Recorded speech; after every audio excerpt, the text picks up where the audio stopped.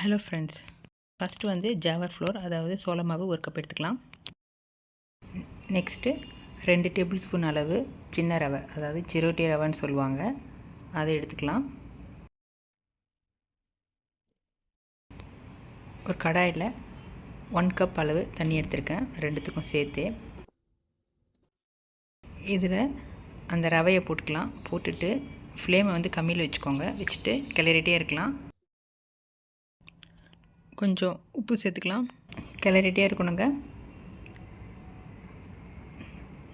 கொஞ்சம் திக்காக வரும். அந்த டைமில் நம்ம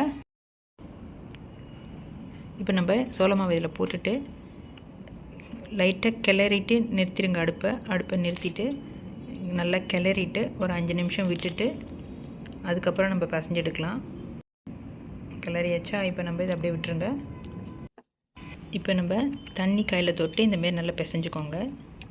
பிசைஞ்சிட்டு நம்ம ஸ்மூத்தாக வந்துடுச்சு பாருங்கள். இப்போ நம்ம அழகாக சப்பாத்தி மாதிரியே வந்துடும். ஈஸியாக போட்டுடலாம். லைட்டாக ப்ரெஸ் பண்ணுங்க போதும். இப்போ நம்ம இந்தமாரி நல்லா மெலிசாக திரட்டி எடுத்தாச்சு.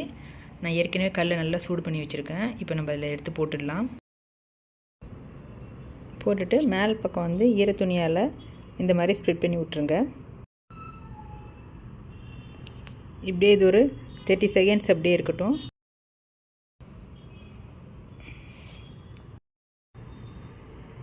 நம்ம திருப்பி போட்டுடலாம். பாருங்கள், இதுமாதிரி ப்ரௌன் ஸ்பாட்ஸாக வந்துடுச்சு.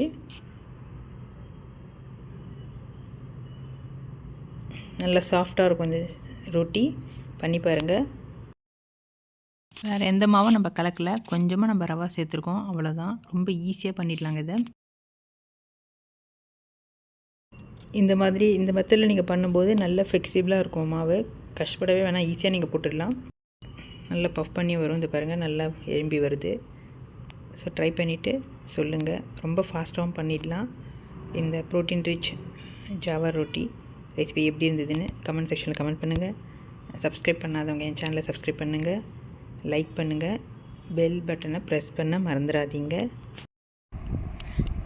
இதுக்கு வந்து நம்ம வந்து தேங்காய் சட்னி, இல்லைன்னா தக்காளி சட்னி, இல்லைன்னா குருமா, எது வேணால் யூஸ் பண்ணிக்கலாம். எல்லாமே நல்லா சூட் ஆகும். ஜாவர் ஃபுல்கா எப்படி பண்ணுறதுன்னு கூட என் சேனலில் நான் ரெசிபி போட்டிருக்கேன். வேணுங்கிறவங்க போய் பார்த்துக்கலாம். இந்த சோளம் ரொட்டி எப்படி இருந்ததுன்னு கமெண்ட் செக்ஷனில் கமெண்ட் பண்ணுங்கள். தேங்க்யூ.